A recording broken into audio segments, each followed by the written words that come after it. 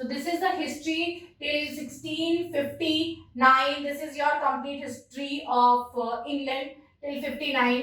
अब इसमें जो मेजर राइटर्स हैं वो आपको पता है, बिकॉज प्यूरिटन पीरियड इसको इसीलिए बोलते हैं क्योंकि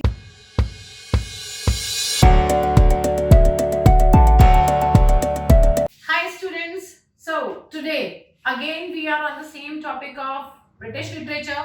मैंने आप लोगों को बेकन तक की चीजें करवा दी हैं. आज हम लोग इसमें करेंगे अपना प्यूरिटन एज.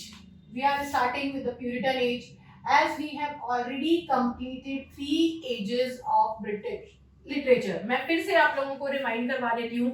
हम लोगों ने 12 ages of British literature करनी थी, जिसमें से हम फर्स्ट ओल्ड इंग्लिश पीरियड कर चुके हैं.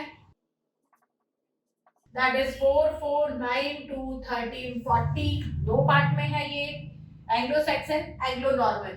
सेकेंड मिडिल इंग्लिश पीरियड हम लोग खत्म कर चुके हैं 1340 to 1550. इसमें भी दो पार्ट हैं, age of Chaucer and second is reformation. Third हम लोग रेनेसेंस पीरियड खत्म कर चुके हैं 1550 to 1625. ये भी दो पार्ट में है, age of Elizabeth and Jacobean period. ये पोर्शन हम फिनिश कर चुके हैं. आज we are starting with the fourth age of British literature, that is Puritan age 1625 to 1660 AD. अब इसका क्या डिवीजन है ये हमें देखना है. प्यूरिटन पीरियड 1625 to 1660, इसके जो डिविजन्स हैं और इसमें जो हम लोग पढ़ेंगे उसके भी 3 डिवीजन है, एज के भी 3 डिवीजन एक तरीके से आते हैं. इसमें जो फर्स्ट डिवीजन आता है that is Caroline age 1625 to 1642. Then Commonwealth age 1642 to 1649. जिस टाइम थ्रोन पे कोई भी नहीं था. And third age of Milton 1649 to 1660. ये है आपकी 3 एज. अब इसके अंदर जो लिटरेचर हम लोग पढ़ेंगे वो कौन कौन सा लिटरेचर है, या बेसिकली इन 3 एजेस के जो हिस्ट्री है वो तो मैं आपको करवाऊंगी, लेकिन इसमें कौन कौन सा लिटरेचर हम लोग पढ़ते हैं वो भी 3 है. फर्स्ट इसके अंदर जो हम करेंगे दैट इज कैरोलाइन या केवेलियर लिटरेचर. कैरोलाइन या cavalier literature. Second metaphysical poets. Third Puritan writers. ये 3 पार्ट में पूरा लिटरेचर डिवाइड होगा. हम लोग इसी तरीके से इनको करेंगे. मैं आपको ये जो पोएटिक ग्रुप्स हैं ये बताऊंगी कि इसमें क्या क्या है, इनकी कैरेक्टरिस्टिक्स क्या क्या है, किस तरीके से लिखते थे, किन टॉपिक्स पे लिखते थे, क्या ये ग्रुप था obviously. But first let's start with the history. Let me rub it and I will start with the history of Puritan as.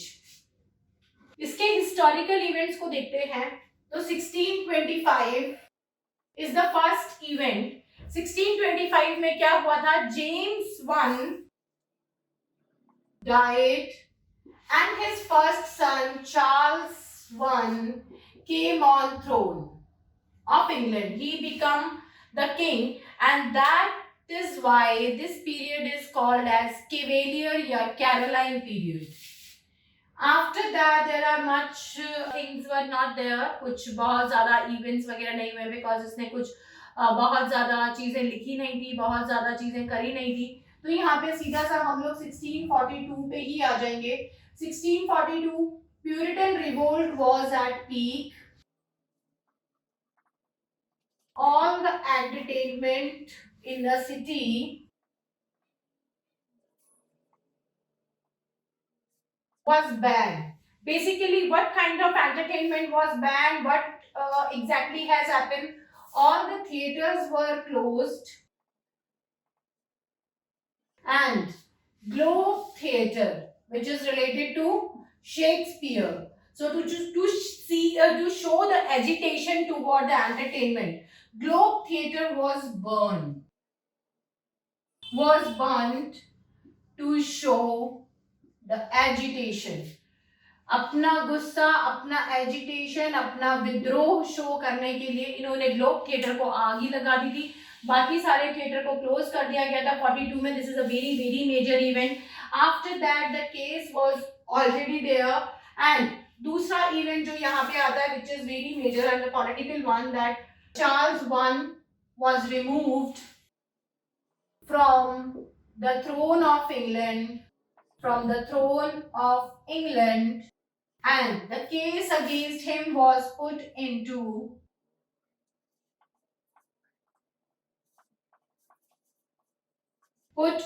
the Parliament of Scotland. He was charged for lethargy, illegitimate relationship, immorality and all. ये सारे charges इनके against यहाँ पे लगाए गए थे. लेकिन उसके साथ ट्रेजरी का भी डाउट यहाँ पे डाला गया था कि he used to compromise the secrets and the information of England with France because his wife was from France. ये चार्जेस यहाँ पे डाले गए थे, ये इनके ऊपर केसेस लगाए गए थे. Now the next one is 1646. Charles I bribed the Parliament of Scotland with 1/3 of the wealth of England, that is 46,000 pounds. Approximately 46,000 of pounds की ब्राइब उसने वहां स्कॉटिश पार्लियामेंट को दी to get his throne back, to prove himself और to ask them to announce him innocent. Like इसके against के सारे charges हटाने के लिए उसने 46,000 pound, that is one third of the wealth of England को कॉम्प्रोमाइज किया, स्कॉटिश पार्लियामेंट को ब्राइब किया to get a clean chit against him. Okay, so let's see afterwards. Let me remove it. 1647 Charles I was resumed to the throne of England as he was declared innocent by Scottish Parliament. Obviously he gave that bribe और इसको यहाँ पे clean chit दे दी गई थी. ये वापस innocent to war throne पर आ गया था. But in the same year popes and priests and the people who were against him, they were not satisfied with the decision.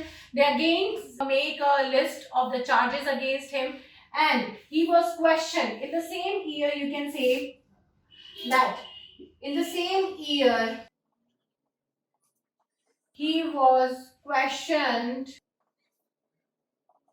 by English court for the amount he has used. तो जो इसने 46,000 pound का amount use किया था उसके लिए he was questioned कि वो अमाउंट कहाँ गया, कहाँ यूज किया. अब he cannot answer for that.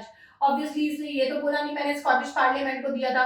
तो लोगों ने ये समझा कि इसने फिर से फ्रांस को कुछ ना कुछ किया है और वहां से स्कॉटलैंड पे या तो दबाव डलवाया या कुछ करवाया है. तो same kind of case was already made by the English court और English parliament.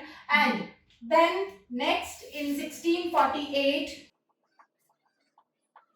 another case of treason and compromise with English wealth to the unknown sources was held against him in Scottish parliament. फिर से ये case कहाँ पे भेजा गया, फिर से ये केस स्कॉटिश पार्लियामेंट में ही भेजा गया कि इसने इतनी बड़ी रकम को कॉम्प्रोमाइज किया है बिना किसी को बताए और अभी भी कोई जवाब नहीं है इसके पास कि इसने उस 46,000 पाउंड का किया क्या. 1/3 ऑफ द वेल्थ इसने कहीं पे कॉम्प्रोमाइज कर दी है.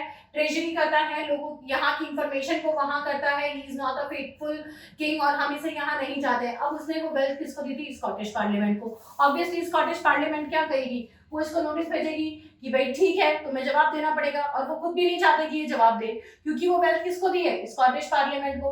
तो just to save themselves from all the charges and because Charles I was also asked to give the proof for his expenses कि इतनी बड़ी रकम उसने कहाँ एक्सपेंड की कुछ भी नहीं बता सकता था. He was proved guilty ये डिसीजन बहुत जल्दी लिया गया, क्यों? क्योंकि स्कॉटलैंड भी खुद को बचाना चाहता था। He was proved guilty by the Scottish Parliament and was executed. Charles I was sent to English Royal Prison. इसको जेल में भेज दिया गया था, रॉयल प्रिजन में भेज दिया गया था, लंदन टावर वहां भेज दिया गया था, बिकॉज ही वाज एग्जीक्यूटेड। इसको 48 में वहां भेजा गया। फिर उसके बाद इसकी वाइफ जब फ्रांस भाग गई, तब ये माना गया कि वो फिर से कुछ इंफॉर्मेशन और मनी लेके भागी है। और उसके अलावा आइकोनोक्लास्ट के अंदर फिर इसने, मिल्टन ने बहुत सारी ऐसी चीजों की बातें की जो कि अनप्रूवन थी और विच क्रिएटेड द डाउट। तो तब इसके ऊपर ट्रेजरी के इस तरीके के चार्जेस लगे थे, क्योंकि French people wanted to save him. इसके ट्रेजरी के चार्जेस और ज्यादा पुख्ता हुए और ज्यादा प्रूफ हुए, and ultimately in 1649 he was beheaded. 1649 Charles I was proved a traitor to the country and was beheaded, and he was beheaded. अब यहाँ पे जब इसको बिहेड कर दिया गया, ऑब्वियसली स्कॉटिश पार्लियामेंट में केस चल रहा था, ये लोग भी स्कॉटलैंड से ही थे, तो वहां से तो किसी को बुलाया जा नहीं सकता था। तो the English parliament decided to approach Ireland and they called Oliver Cromwell to England. So Oliver Cromwell was called to England to take the throne. He came and took the throne in 1649. Okay, because he came here on the urge of or on the request of English Parliament. He was named as Oliver Cromwell, the Lord Protector. दूसरा reason ये भी था इनको Lord protector बोलने का, क्योंकि इसने बहुत सारे ऐसे लॉज बना के, बहुत सारे ऐसी चीजें करके इंग्लैंड को एक बड़े क्राइसिस से बचाया था। 1/3 ऑफ द वेल्थ तो कॉम्प्रोमाइज हो गई थी, उसके साथ बहुत सारे और भी खर्चे इसने कर दिए थे, वेल्थ बहुत ज्यादा कम हो गई थी। इसी के लिए इसने बहुत सारे ऐसे डिसीजंस लिए जो कि इंग्लैंड की वेल्थ और उसकी स्ट्रेंथ को बचाने के काम आया था। लाइक फॉर एग्जाम्पल आगे देखते हैं इसी हिस्ट्री में 1652 first demonetization was done.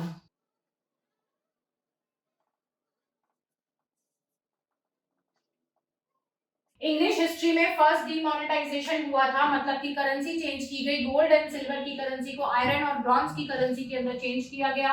फिर से मनी वापस किंगडम में किंग के पास आया, वेल्थ रिस्टोर हुई, और एक रीजन था कि इनको लॉर्ड प्रोटेक्टर बोला गया।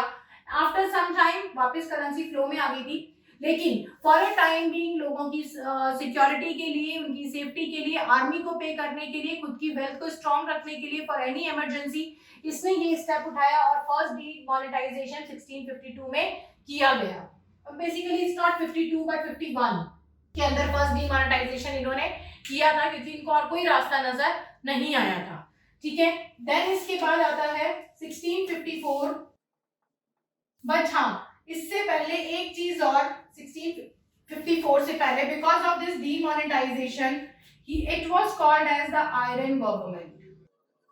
He was called as the iron government, क्योंकि इन्होंने आयरन करेंसी वगैरह को चलाया था, तो he was called as the iron government.